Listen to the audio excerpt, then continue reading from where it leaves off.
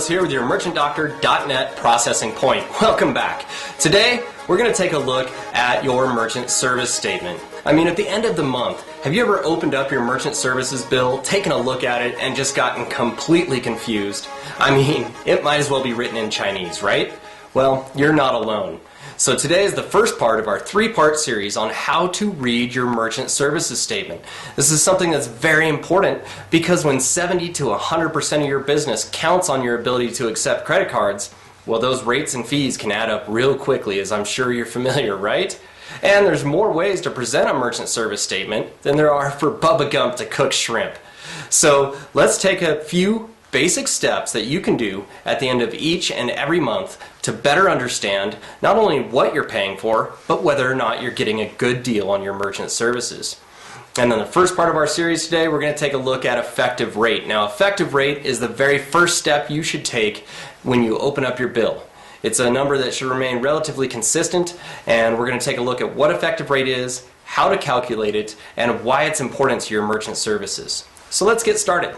So what is effective rate? Well, effective rate can simply be defined as your gross overall cost for accepting credit cards in any given month, and it's expressed as a percentage. Now, it is the most important number that you can hold in your quiver to better understand not only what you're paying for, but how much you're paying for your merchant services to accept credit cards.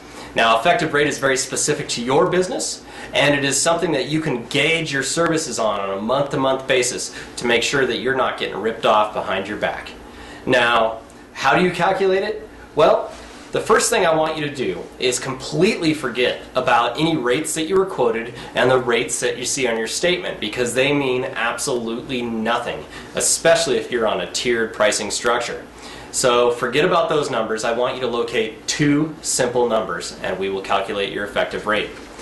The first number you need to locate is your total cost. Now that's just going to be the bottom line, all the fees along with the rates and transaction fees and everything else that you see.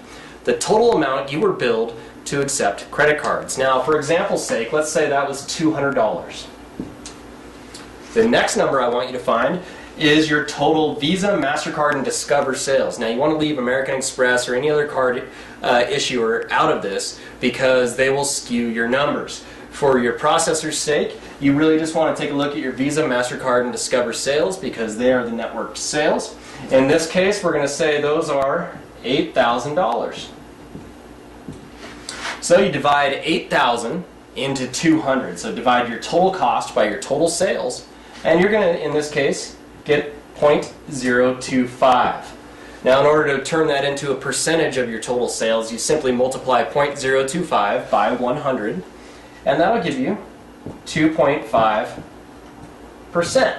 Now, that means that to accept credit cards in this month, when you did $8,000 in sales, it cost you 2.5% of those sales to accept those cards. Now, the reason why this number is so important to your business is because assuming that your business model stays fairly similar throughout the year, in other words, you see about the same card types and your average sale amount is about the same on a month-to-month basis, then this number should remain about the same each and every month. So it's a great gauge to see if any rates or fees have been increased or inserted on you that you did not know about.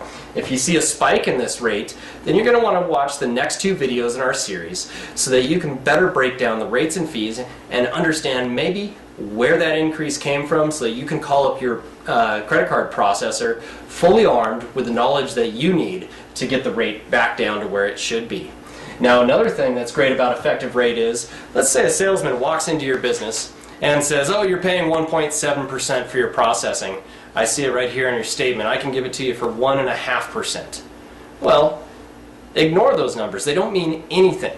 The reason they don't mean anything is a completely different subject matter. But let's just say I have seen processors offer much lower rates, but in the end, their effective rate was actually higher than what the merchant was paying in the first place. So when you compare one processor to another for your specific business model, effective rate is the best measure for whether or not you're getting a good deal on your credit card processing. Well, now you know what effective rate is, how to calculate it, and why it's so important to your business.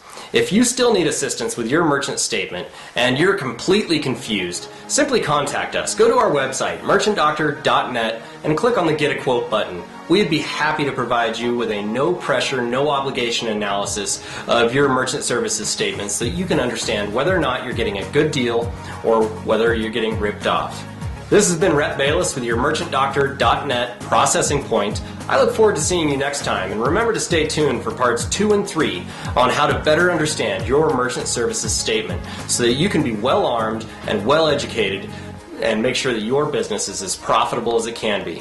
In the meantime, jump on over to Facebook or Google+, LinkedIn, Twitter, Pinterest. We're everywhere. Join the Merchant Doctor revolution and take charge of your business.